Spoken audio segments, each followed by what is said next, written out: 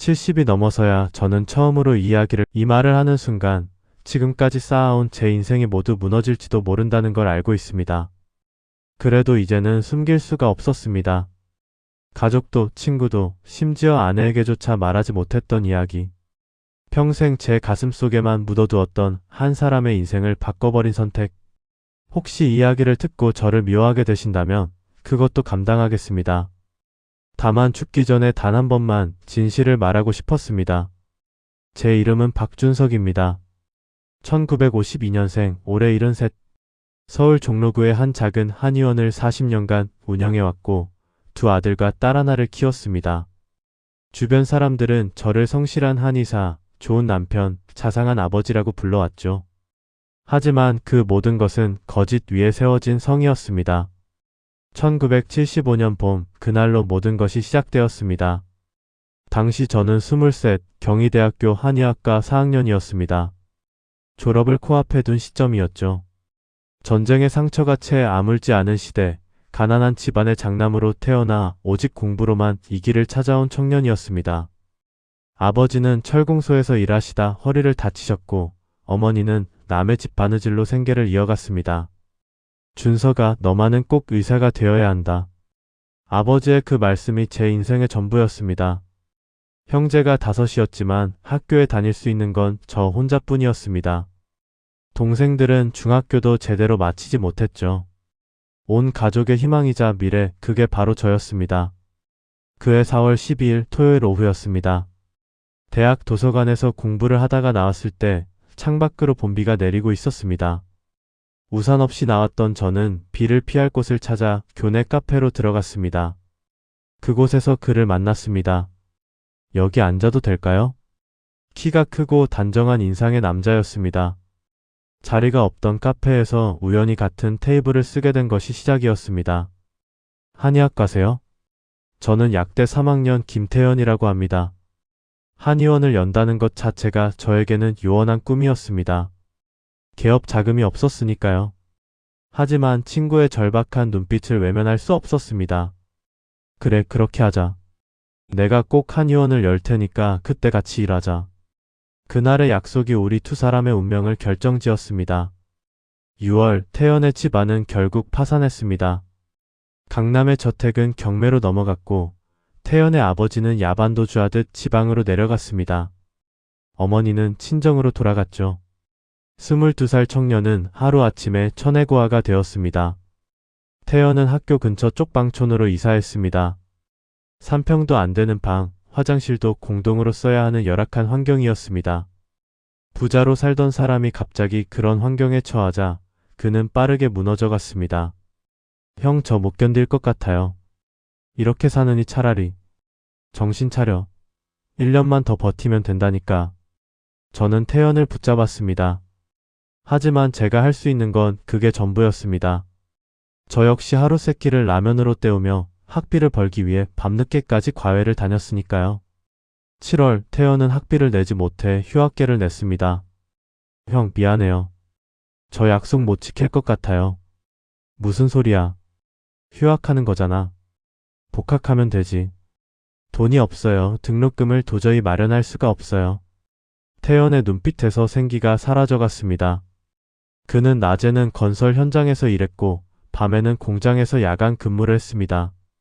부유하게 살던 손이 거칠어지고 하얗던 피부는 햇볕에 그을렸습니다. 형만이라도 꼭 졸업하고 성공해줘요. 그게 제 유일한 희망이에요.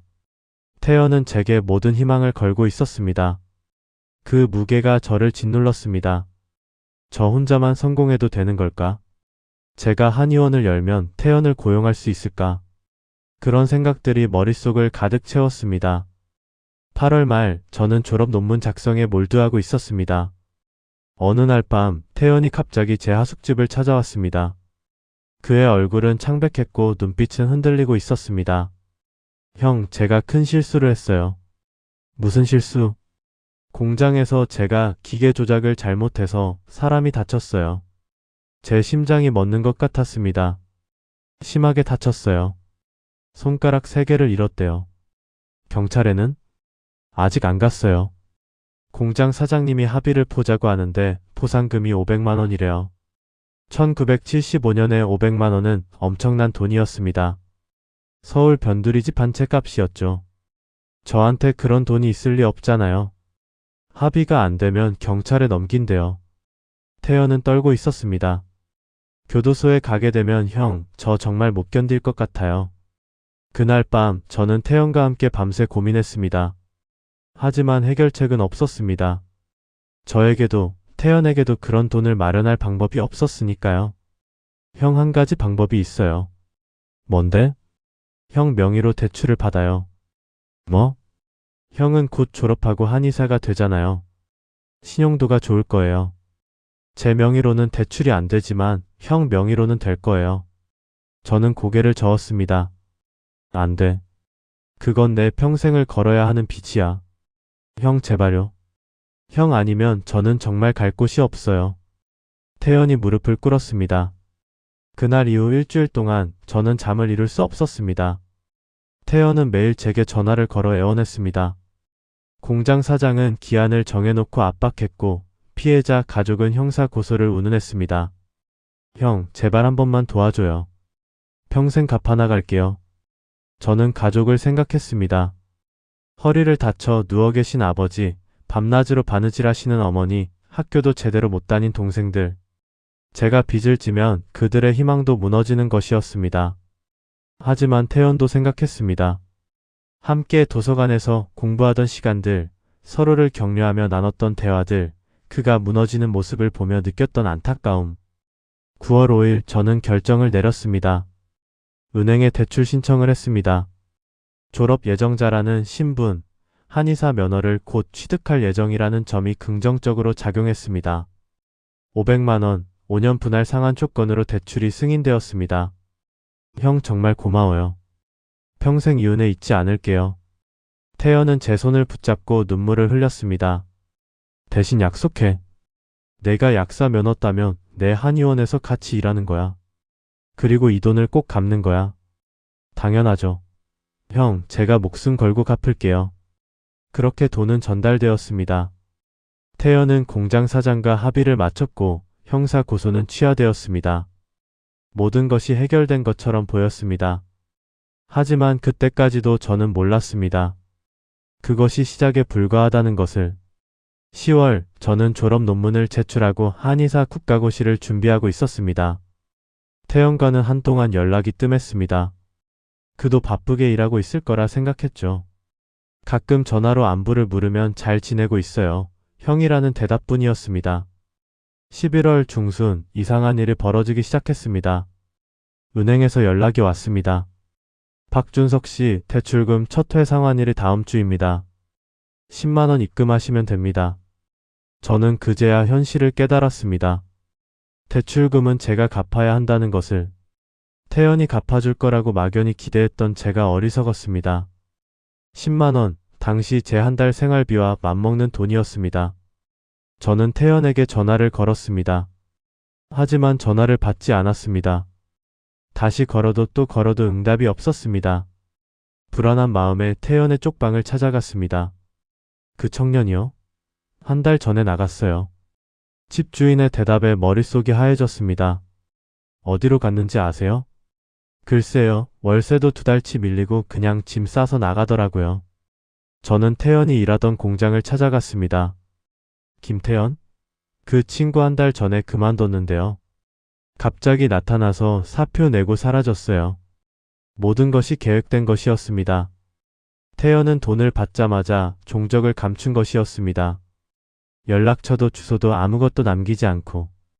저는 학교 약대를 찾아가 태연의 행방을 물었습니다. 김태연 학생은 휴학 상태입니다. 연락처는 개인정보라 알려드릴 수 없습니다. 제발요, 친한 친구인데 연락이 안 돼서요. 죄송합니다. 규정상 불가능합니다. 모든 길이 막혔습니다. 12월 대출 상환 톡촉이 시작되었습니다. 저는 과외 시간을 늘렸습니다. 하루에 4시간씩 자며 공부와 아르바이트를 병행했습니다. 국가고시 준비는 뒷전이 되었습니다. 집에는 말할 수 없었습니다. 준서가 요즘 얼굴이 많이 상했구나. 공부가 힘드냐? 아니에요, 어머니. 괜찮아요. 거짓말을 또 했습니다. 크리스마스 이브 저는 도서관에 혼자 앉아 있었습니다. 다른 학생들은 모두 집으로 돌아갔지만 저는 갈 곳이 없었습니다. 아니, 가고 싶지 않았습니다. 500만 원 5년이면 갚을 수 있을까? 계산을 해봤습니다. 한 달에 10만 원씩 5년이면 600만 원. 이자까지 합치면 훨씬 더 많을 것이었습니다. 한의사가 되어도 처음부터 큰 돈을 벌 수는 없었습니다.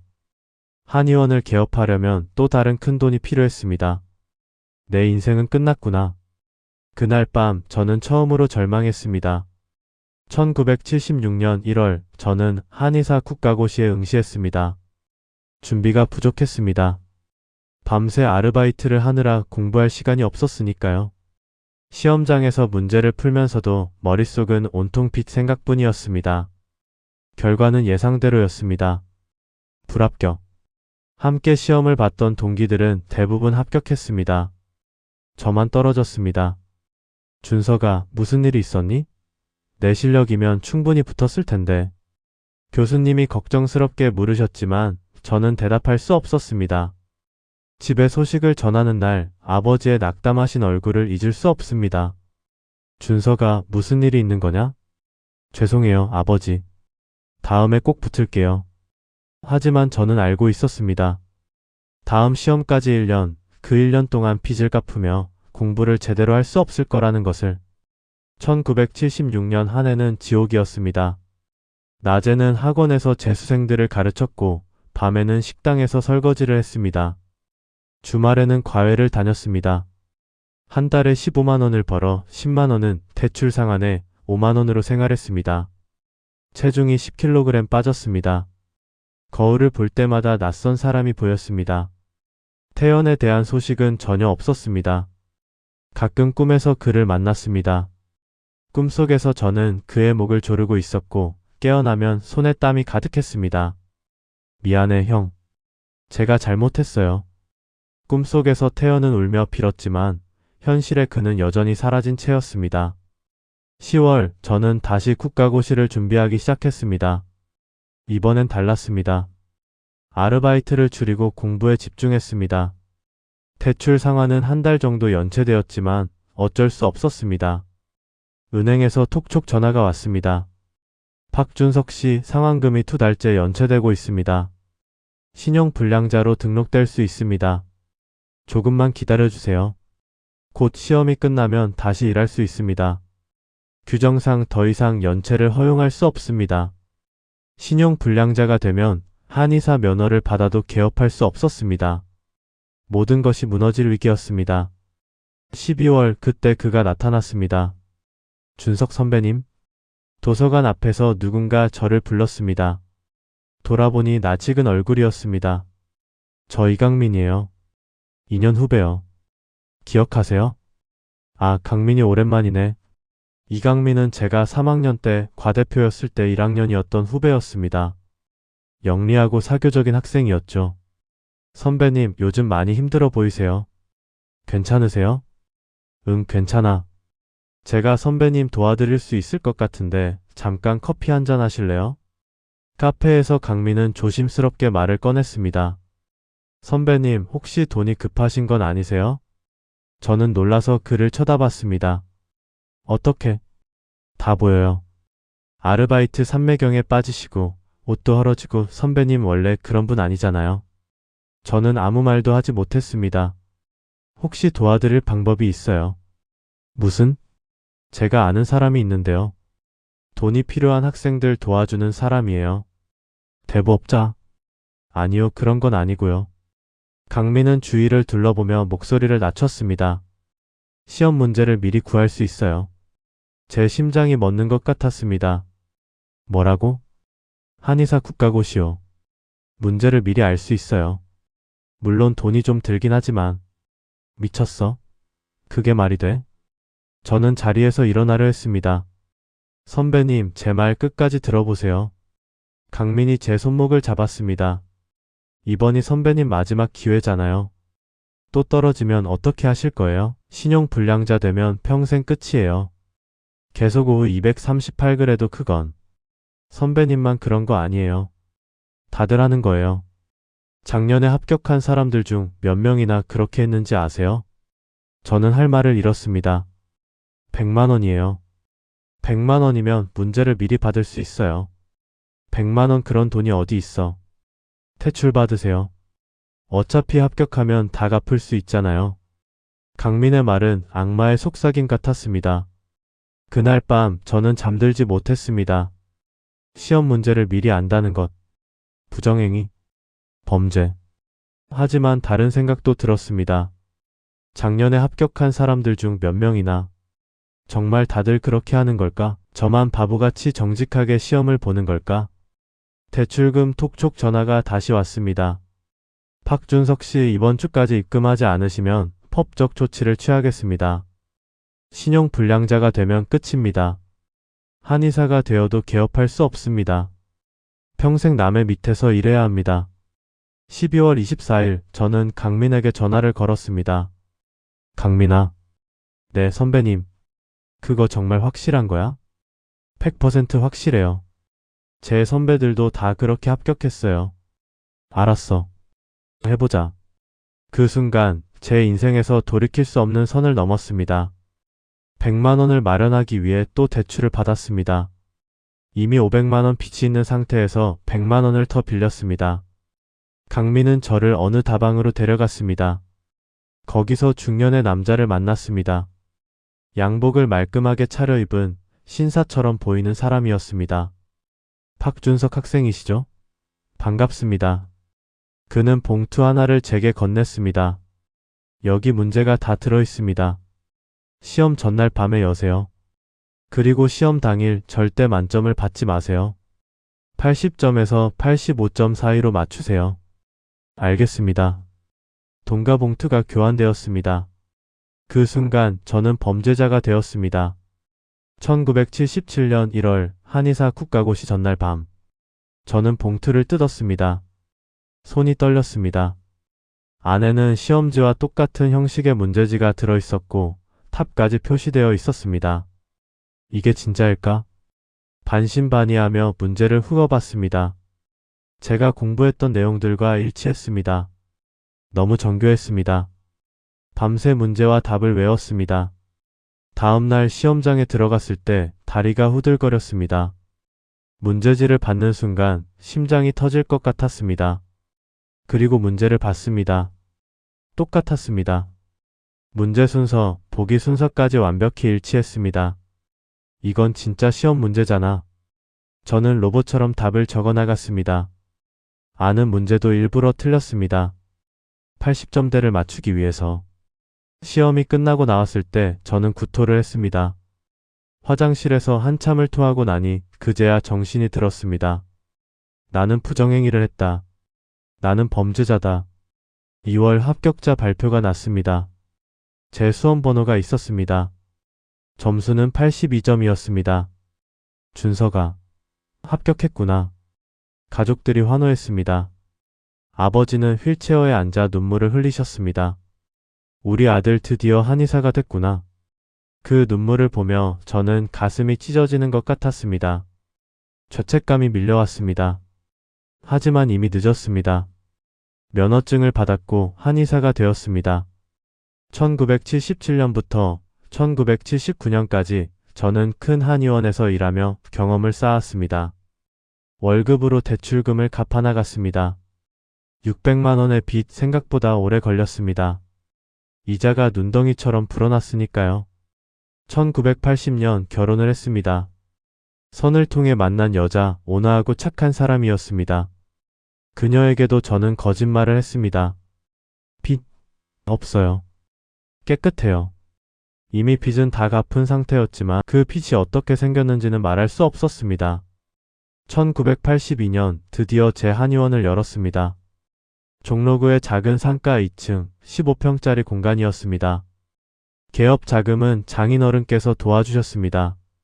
한의원은 점점 번창했습니다. 환자들을 정성껏 대했고 실력도 쌓였습니다. 부정한 방법으로 면허를 땄지만 한의사로서의 실력만큼은 진짜였습니다. 1985년 큰 한의원으로 확장했습니다. 1990년 강남에 분원을 냈습니다. 2000년 업계에서 인정받는 한의사가 되었습니다. 세 자녀도 훌륭하게 컸습니다. 큰아들은 의사, 둘째 아들은 변호사, 딸은 약사가 되었습니다. 주변 사람들은 저를 성공한 사람이라고 불렀습니다. 하지만 저는 알고 있었습니다. 모든 것이 거짓 위에 세워졌다는 것을. 40년이 흘렀습니다. 하지만 저는 단 하루도 태연을 잊은 적이 없습니다. 밤마다 그의 얼굴이 떠올랐습니다. 도서관에서 처음 만났을 때의 순수한 눈빛, 집안이 망했을 때의 절망적인 표정, 돈을 빌려달라며 무릎 꿇던 모습. 그는 지금 어디서 무엇을 하고 있을까? 가끔 거리에서 비슷한 나이의 남자를 보면 심장이 쿵 내려앉았습니다. 혹시 태연이 아닐까 해서. 하지만 태연은 완전히 사라졌습니다. 이름을 바꿨을 수도 있고 외국으로 떠났을 수도 있습니다. 아니면 더 이상 살아있지 않을 수도 있었습니다. 2010년 인터넷 시대가 되면서 저는 태연을 찾아보기 시작했습니다. 포털 사이트에 이름을 검색했습니다. 동명이인은 수십 명이 나왔지만 제가 아는 그 김태연은 없었습니다. 약사협회에도 연락해봤습니다. 김태연이라는 약사는 등록되어 있지 않습니다. 결국 그는 약사가 되지 못했던 것입니다. 500만 원을 가지고 사라진 그는 그 돈으로 무엇을 했을까? 새로운 삶을 시작했을까? 아니면 더 깊은 나락으로 떨어졌을까? 밤마다 저는 자책했습니다. 내가 더 똑똑했어야 했다. 처음부터 거절했어야 했다. 아니면 경찰에 신고라도 했어야 했다. 하지만 이미 늦었습니다. 40년이라는 세월이 모든 것을 덮어버렸습니다. 2015년 제 인생에서 두 번째로 끔찍한 일이 일어났습니다. 한 젊은 한의 대생이 제게 찾아왔습니다. 선생님, 제가 도움이 필요합니다. 그의 사연은 40년 전 태연과 비슷했습니다. 가난한 집안, 꿈, 그리고 절망. 국가고시를 3번 떨어졌어요. 이번이 마지막 기회예요. 저는 그를 도와주고 싶었습니다. 하지만 정당한 방법으로. 내가 공부를 도와줄게. 일주일에 2번씩 오렴. 6개월 동안 저는 그를 가르쳤습니다. 무료로 정성껏. 하지만 그는 또 떨어졌습니다. 선생님, 저 정말 못하겠어요. 그가 제 앞에서 무너졌을 때 저는 40년 전에 제 모습을 봤습니다. 그리고 끔찍한 생각이 들었습니다. 아직도 그 방법이 통할까? 강민에게 연락을 했습니다. 40년 만에 처음으로. 강민아, 그때 그 사람 아직도 그 일을 하나? 선배님, 왜 갑자기 그러세요? 도와줘야 할 사람이 있어. 강민은 한참을 침묵하다가 대답했습니다. 선배님, 그 일은 이제 안 해요. 너무 위험해졌어요. 요즘은 보안이 철저해서. 저는 안도했습니다. 다시는 그 죄를 짓지 않을 수 있게 되어서. 하지만 동시에 후회했습니다. 제가 그런 생각을 했다는 것 자체가.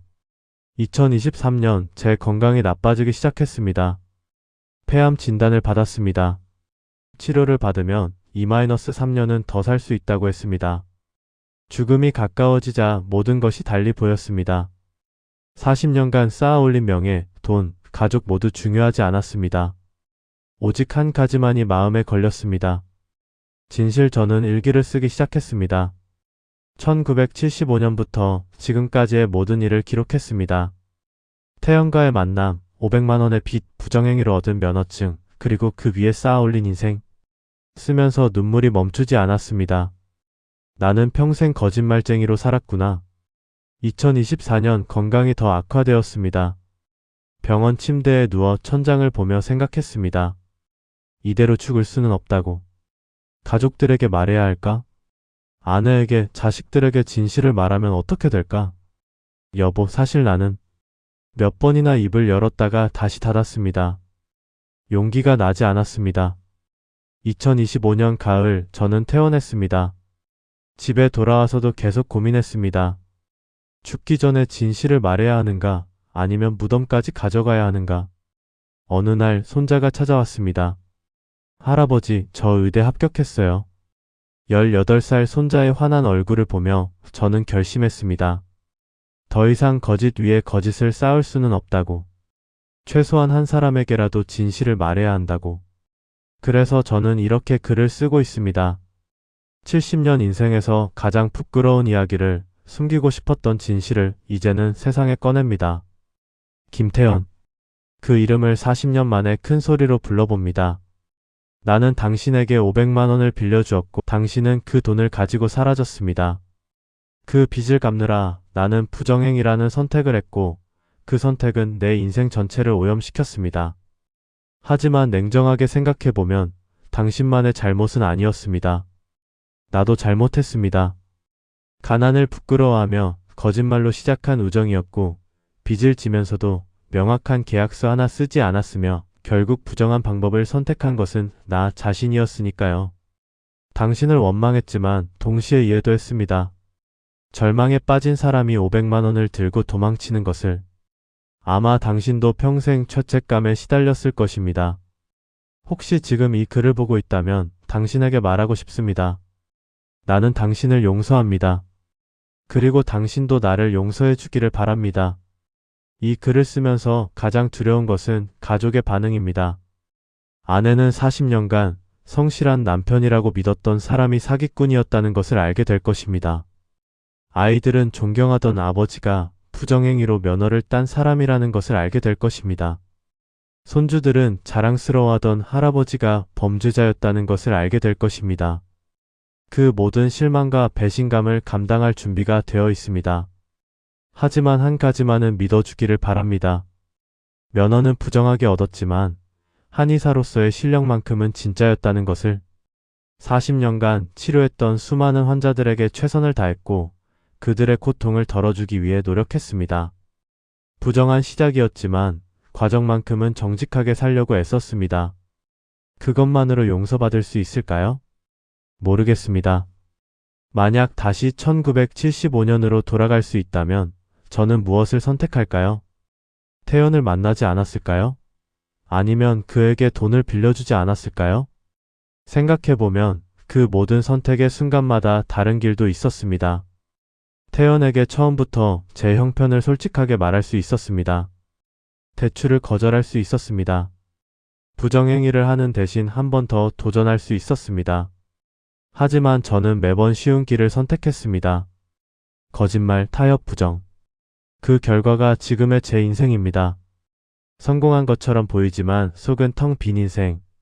많은 것을 가졌지만 마음의 평화는 없는 인생. 이것이 제가 선택한 길의 대가입니다. 이 글을 읽는 젊은 분들에게 말하고 싶습니다. 절대로 저처럼 살지 마세요. 가난이 부끄러운 게 아닙니다. 거짓말이 부끄러운 것입니다. 실패가 두려운 게 아닙니다. 부정한 성공이 두려운 것입니다. 힘든 시기를 견디지 못하고 쉬운 길을 선택하는 순간 평생 그 대가를 치르게 됩니다.